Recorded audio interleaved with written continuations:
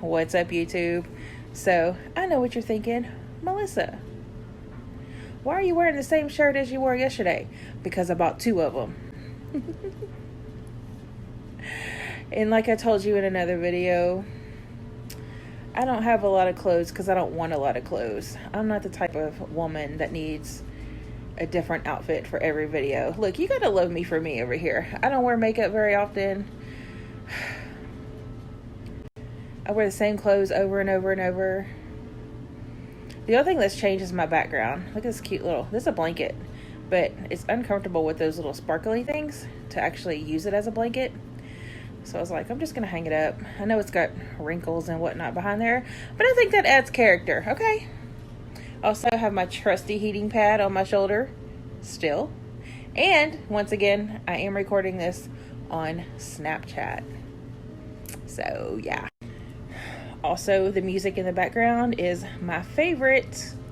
I watch this video over and over and over. I don't even watch it, it's just music. But it's 15 hours of relaxing cat music. I happen to really like this one a lot. So it's perfect for background music, and I actually fall asleep to it almost every night. It's really pretty. The cat, I don't know if it phases him at all, but I mean, I like it. So that's why you're probably like, we hear that song every single time you make a video. It's because I like it. I listen to it a lot. So I was looking back at my videos that I posted before today, and I did not see where I ever told you about my story time for my little PCOS journey. Now, there's going to be some pictures in here. Disclaimer, they're not cute. So if you are easily triggered by surgical pictures, you probably don't want to watch this video. You can skip over it, whatever. I'm really okay with that. But I find it highly intriguing. And it's just proof that I don't do anything small. Nothing I do is ever small. It's just insane. So, yeah. Get ready. Buckle up. It's quite a journey. It also shows you, like, how important it is to be able to, you know, have health insurance. Let me tell you, the journey. Anyways, I guess we'll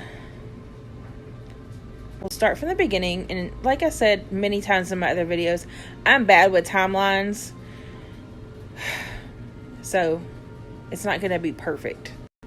So I think I was 26 when I was diagnosed with PCOS. And if you don't know what PCOS stands for, it's polycystic ovarian syndrome.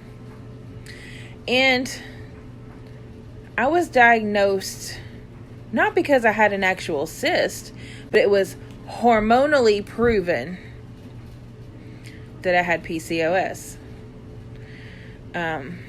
So to treat that, they put me on metformin, which is a diabetic medication, and they put me on birth control to help me have like a cycle, because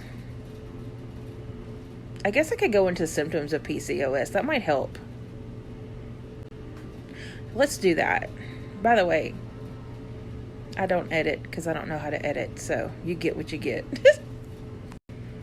So most PCOS cases are women who are overweight. I came out of the womb overweight. No matter what I do, I can't get below 200 pounds. I had weight loss surgery. I couldn't get below 200 pounds. No matter what I do, no matter what I try, it doesn't matter. Okay? I'm just always going to be fat. And I'm only 5'5". If my fatness bothers you, please just like move along. I don't need any hate, you know. So anyways, and part of being overweight is, you know, hormonal things, insulin issues, which is the whole metformin thing. Trying to stabilize your insulin and all that stuff is just, I mean, it's not diabetes. It's a whole thing. It's just a whole thing. Just Google PCOS and you'll know exactly what I'm talking about. It's a mess. So when you have PCOS, you have an overabundance of testosterone in your body. So, hence the birth control. You go long periods in between cycles. You have like extra hair coming out of your face. Just testosterone, too much testosterone. And cycles are crazy. I'm not going to go into my whole cycle thing because TMI, but let's just say when they did happen, they would last for months and they would be heavy and bad. Really, really bad. So, anyways, never had a cyst that I knew of. So that was weird. PCOS, no cyst. Just basically your hormones are out of whack and you don't get a cycle forever, and then whenever you finally do get a cycle, they last forever and they're horrible, horrible cycles. And there's other symptoms and whatnot. But anyways, so I got put on metformin and birth control, and then I quit my job. And therefore I did not have health insurance. Therefore I could not afford my medicine that kept everything under control and everything balanced. Y'all, please don't do that. Especially if you have like a health condition, okay? Don't do that. So fast forward to 2009. No job, no insurance. And I have a high tolerance for pain. I may be whining about my arm, but you have to understand, I have to be hurting if I'm going to complain because I have a high tolerance for pain. Keep that in mind. So, I think it was Easter Sunday. It was right around Easter time. And it's 2009. I remember it's 2009 because I keep track of the years because this was such a big event, right? And which was in April. I remember it was in April. And I started having like severe pain in my abdomen. No insurance, no job. But I go to the emergency room because it's that bad. Remember, I have a high tolerance for pain. So it's got to be bad if I'm at risk having that high emergency room bill. Well, I get to the emergency room and I can't remember the doctor's name. But let me tell you. This doctor didn't even come in the room. Okay? I'm laying there. I'm in excruciating pain. I'm like, I don't know what's going on. I can't be pregnant. I had a miscarriage before, so I know what that felt like. It didn't feel like that. And there's no way I could be pregnant because, you have to be exposed. And I hadn't been exposed. And he didn't even come in the room. He just stood at the door. And he was like, tell me about your pain.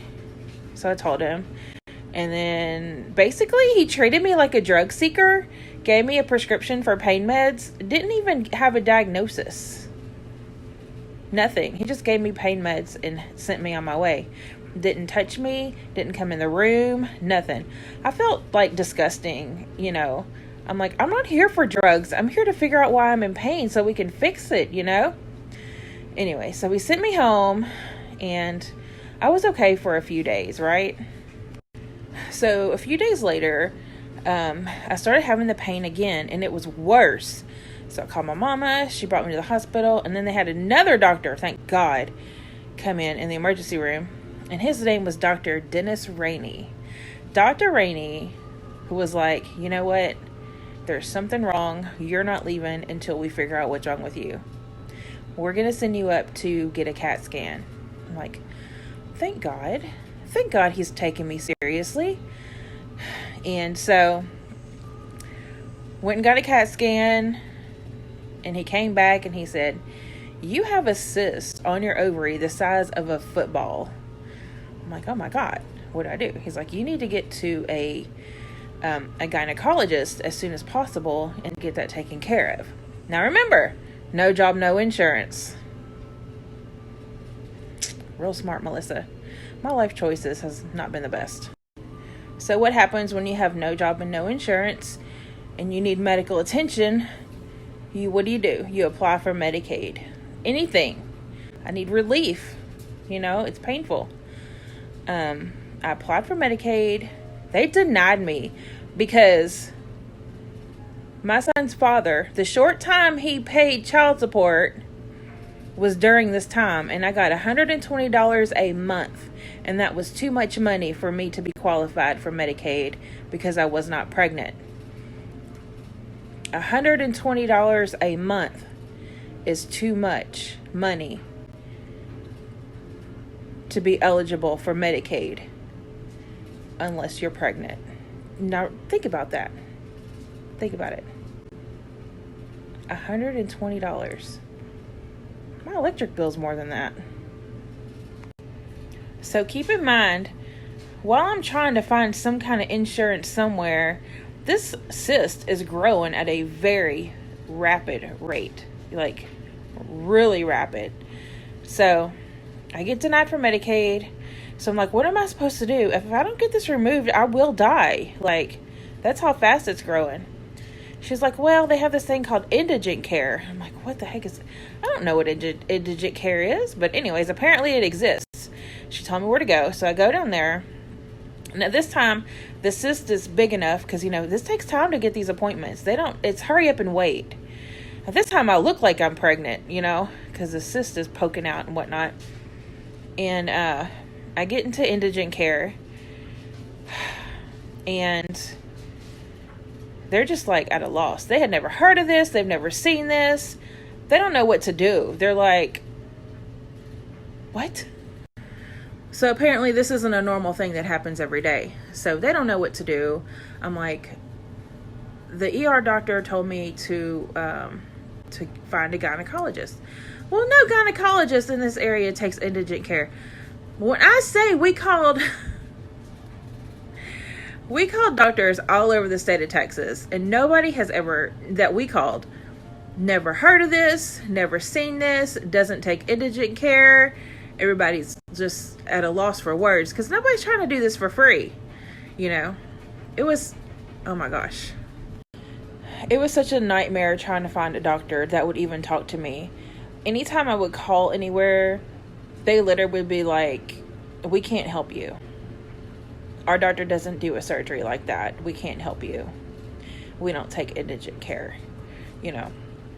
So finally, the doctor at indigent care contacted a doctor in Beaumont, Dr. Hansen. And Dr. Hansen agreed to see me. Okay. So he sees me and he sends me out for all these tests. I mean, I had to go to the cardiologist, and let me tell you, the girls at the cardiologist office, I had to get an echocardiogram, which is basically an ultrasound of your heart. I walk in, and this strange lady, she's like, are you ready to have your baby? I'm like, that's not a baby in there. So the girls at the cardiologist office, they're doing an echocardiogram, and everything looks good or whatever. She goes, can I do an ultrasound of your belly? I was like, okay. When she put that wand on there, you couldn't see anything. It was nothing but fluid. And she took picture after picture after picture, and she printed all these pictures out. She said, do you care if I show my coworkers? I'm like, I don't care, whatever. Anyways, so apparently it was intriguing that during an ultrasound you don't see anything. It's like a weird thing. So she did that, and yeah. But anyways, my heart was fine for surgery. So anyways, I had to go through all this testing to make sure I could have surgery. Well, in the meantime, I'm filling up with fluid everywhere. So the cyst is humongous, and now I'm starting to retain fluid. Diuretics are not working. My blood work comes back, I'm deficient because, I'm dehydrated because I'm taking diuretics to get the fluid off, but the fluid's not coming off. It was a whole thing. So anyways, I get my levels where they need to be by eating whatever it is I need to eat and drinking lots of water and whatnot. And then about this time, my entire family goes on a cruise, which they had been planning and whatnot, whatever. So it's just me and my 12-year-old son I have this humongous cyst in my body. I can't even get dressed anymore by myself. My poor child had to help me get dressed. Full of fluid, and the only relief I could find for my back and legs was to get into the swimming pool. Thank God my mom had a swimming pool. I spent so much time in that pool because it took all the weight off my legs and my back. When I tell you I had back pain and leg pain, it was the worst. And it just got to the point where I would just sob every day because I was just in so much pain. You know, the weight of this cyst, it grew so fast. There's fluid all over my body. So the fluid weight, it was awful. So finally, it came time for surgery. And the doctor basically pulled me aside and was like, I've never done a surgery like this before. I can't guarantee you anything. And I need to make sure that your child is taken care of because I can't promise you anything. So I went and had a will made up. Basically giving custody of my child to my sister if anything happened to me. Luckily, I had a friend that was working at a lawyer's office, and they wrote me a will up for free. Thank God. And I had to get my affairs in order because he basically told me, I'm your only option right now, and I've never done this, and I can't guarantee anything. So that was scary. That was real scary. You know, when the doctor says, I'm the only option you have, which was true because we had been looking forever for someone to even talk to me, much less agree to do the surgery. So anyways, day of the surgery comes. They cut me from underneath my breastbone all the way down to my C-section scar. That's a big cut. So to give you an idea of how big I actually was, I'm going to post some pictures next. I think there's 2 or 3. These were pictures that were taken the month before my surgery.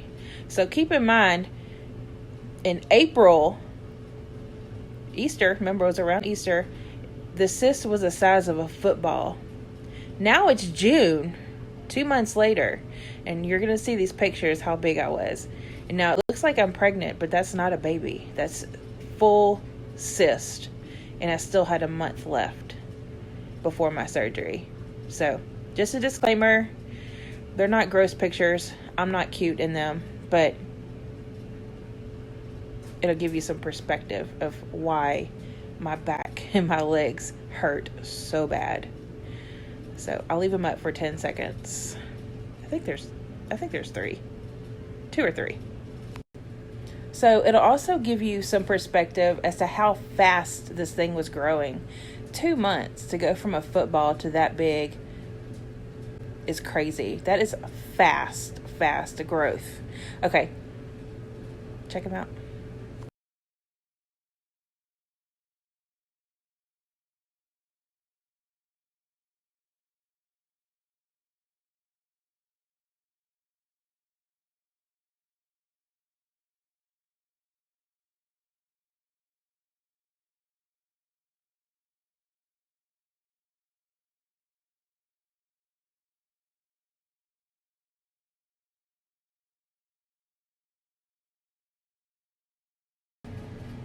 I hope YouTube doesn't cut off too much of the pictures, because I notice when I post pictures, sometimes it cuts off some of them. So, anyways, that's fast growth. Keep in mind I still had till July 23rd till I had my surgery. So, anyways, so like I said, they cut me from stem to stern, cut me wide open. And they removed it. And here's the thing. When I was registering at the hospital, the one thing I'm allergic to is Dilaudid. And I told the lady at registration when she asked for allergies, what are you allergic to? I'm allergic to Dilaudid. What did they give me after surgery? Dilaudid. I remember waking up in recovery going, what did you give me? I can't breathe. Now, I don't remember much about being in recovery except for I remember when they gave me the Dilaudid. Anyways, and I also remember the nurse was really mad. She was really mad because nobody told her I was allergic to Dilaudid. Anyways, the next thing I remember is, I don't know what time it was, and I don't even remember the doctor telling me this, but apparently the white sticky stuff they put to hold my belly together, we were supposed to take off after like 8 hours or something, 12 hours, I don't know. But I remember him coming in and he was pulling that white sticky thing off because it was painful. It was it was holding my belly shut. I don't know why we had to take it off so soon, but and then the next thing I remember after that, because I passed out after that, I guess, is every 5 minutes I could push the morphine button, you know? So I remember a few times pushing the morphine button, but the thing I remember that happened next was my mom was talking to me and she said, "We have a picture of the cyst. Do you want to see it?" And I remember thinking to myself, I don't want to see it right now. I hurt too much. I don't want to see what caused me all this pain, you know? But I do have a picture of the cyst, and I will post it up here. I hope YouTube doesn't distort the picture, because I look at this picture often, because when I'm having them days where I'm just like, I just want to give up, I have to look at that to remind me how far I've come, you know? Because we all have those days where we just like, you know what, I just give up. But then I look at that picture and I'm like, do you really want to complain? Do you really want to do this, Melissa? Look how far God has brought you. That kind of puts life into perspective sometimes. But anyway, so I'm going to show you the picture. Disclaimer, it is a picture of the actual cyst that was in my body. It is not pretty. It is a surgical picture. If that triggers you, don't watch. But if it's intriguing to you, check it out. It's basically, it looks like a giant pink pumpkin. So, you ready? Are you ready?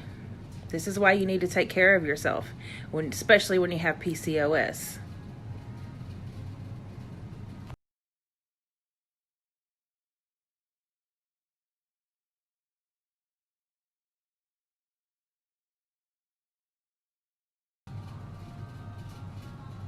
There's 10 seconds of your life you'll never get back. That bad boy was 30 pounds. 30 pounds. You want to know what happened to it? You want to know what happened to it? Oh my gosh. So, they got the weight on it, and the tech picked it up to bring it across the room, and it exploded in the lab. It exploded in the lab. Let me tell you, when they told me that, I was like, what? They had to call hazmat to the hospital to come clean up exploding cyst. Mine. Now, exploding cyst. That's terrifying. They couldn't get a circumference, obviously. There was no time. It exploded.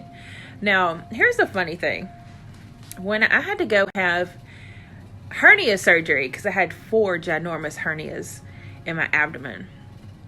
And when I was in the hospital, one of the people in surgery that was taking care of me remembered me and told me about the exploding cyst, because apparently she was there.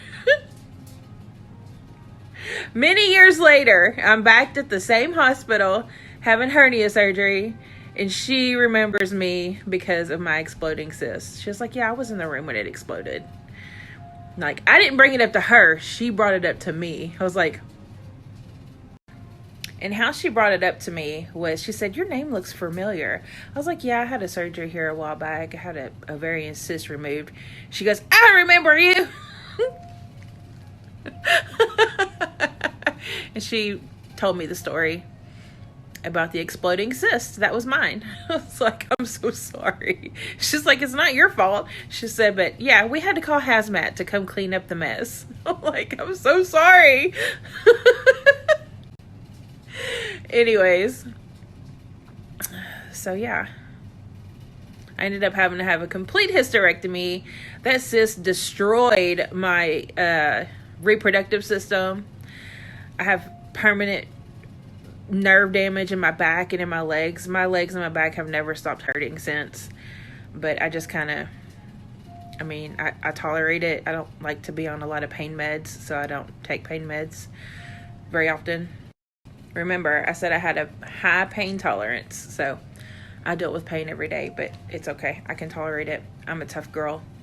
But anyways, I hope you enjoyed my PCOS journey. I no longer have PCOS for obvious reasons. For obvious reasons. I no longer have ovaries. But anyways, if you've been diagnosed with PCOS, for the love of God, take care of yourself.